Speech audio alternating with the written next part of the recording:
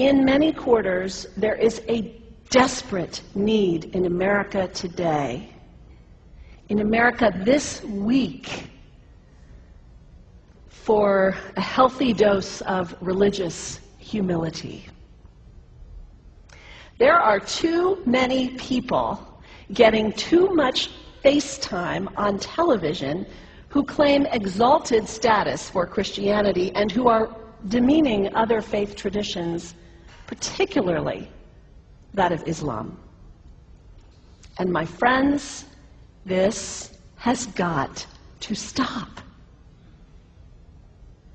The trigger for this latest wave of intolerance is media coverage, many of you have seen it, about a plan to build a Muslim community center 2 blocks from Ground Zero. The center will have a mosque, an auditorium, and a pool. It is modeled after YMCAs and Jewish community centers all across the country. For all I know, it's got locker rooms and childcare. Now, to be very clear here, reasonable, faithful, caring people can disagree about how they feel about this facility being built so close to Ground Zero. But that does not justify the wave of fear and suspicion that has washed over this country over the last 10 days. The media are now calling this a wave of Islamophobia that is sweeping across America.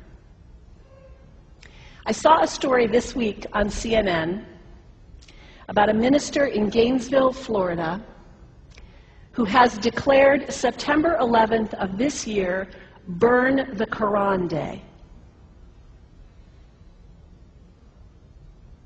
Thank you for your reaction.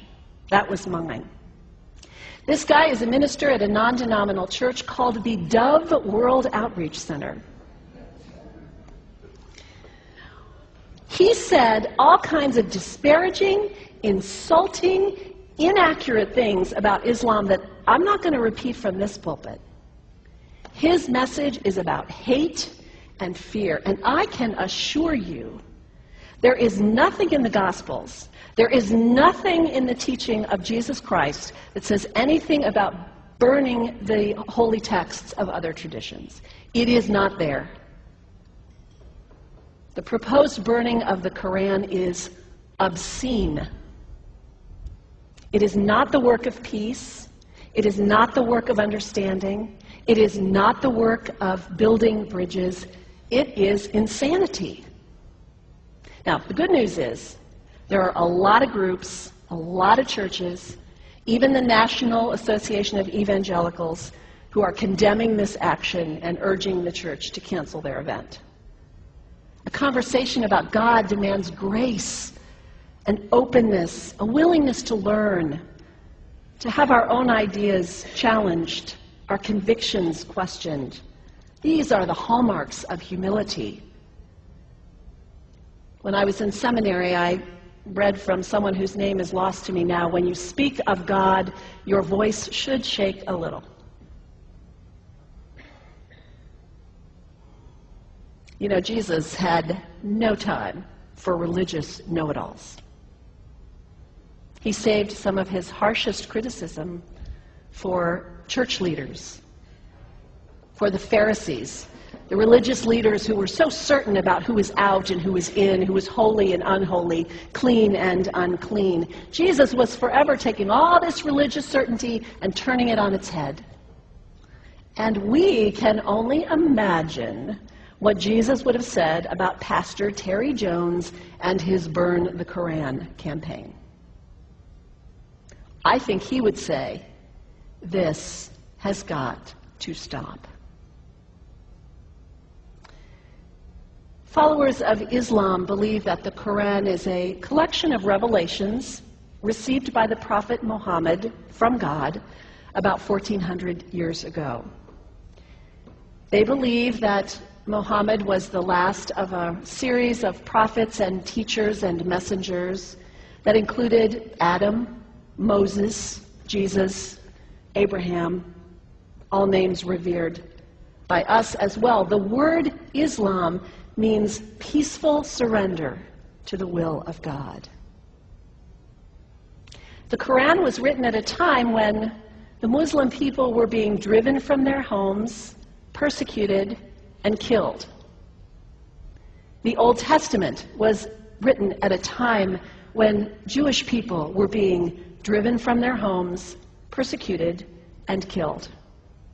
And religious scholars will tell you that most Holy Scriptures have stories of war and violence in them. Throughout history, most faiths have used these texts to justify violence. And if there's anyone in this room at this moment who's thinking that I've got it wrong, after church today, pull out your Bible and look up Psalm 137. And you'll see that our own text has passages that can make us uncomfortable. But also, like the Bible, the predominant message of the Quran is of peace and care and loving God, justice, care for the neighbor, care for the stranger.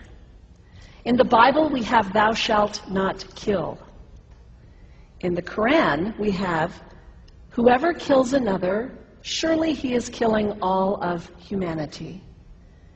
And whoever saves the life of another, surely he saves the lives of all humanity.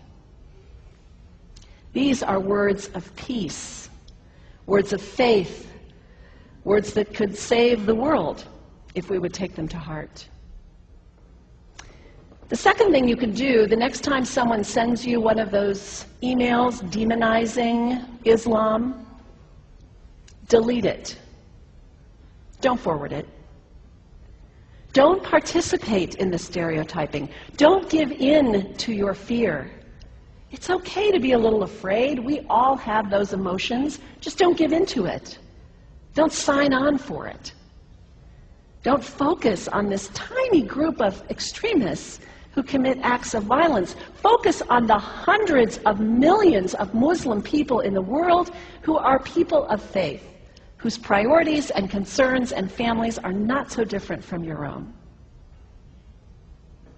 And third, when you think of Muslim people, think of individuals. Think of the professor at Ohio State. Think of the engineer at Honda. Think of the teacher at the elementary school down the street. When you think of Muslim people, remember those who died on 9/11, not the hijackers. There was only a handful of them. Remember Mohammed Sunhami Hamandi. He was born in Pakistan. He came to the United States as a small child with his parents. He played high school football. He went to college. He became a part-time ambulance driver. He died, this Muslim young man, on 9/11, trying to rescue people and save lives. When you think of Muslim people, remember Mohammed Salahuddin Cloudhurry. He was a waiter at Windows on the World, which was at the top of the World Trade Center. He died that day. His wife had their baby 2 days later. When you think of Muslim people, remember Rama Salih. She was a woman, 28 years old. Her neighbors described her as fun and outgoing and generous. And she died on American Airlines Flight 11, 7 months pregnant with her first child.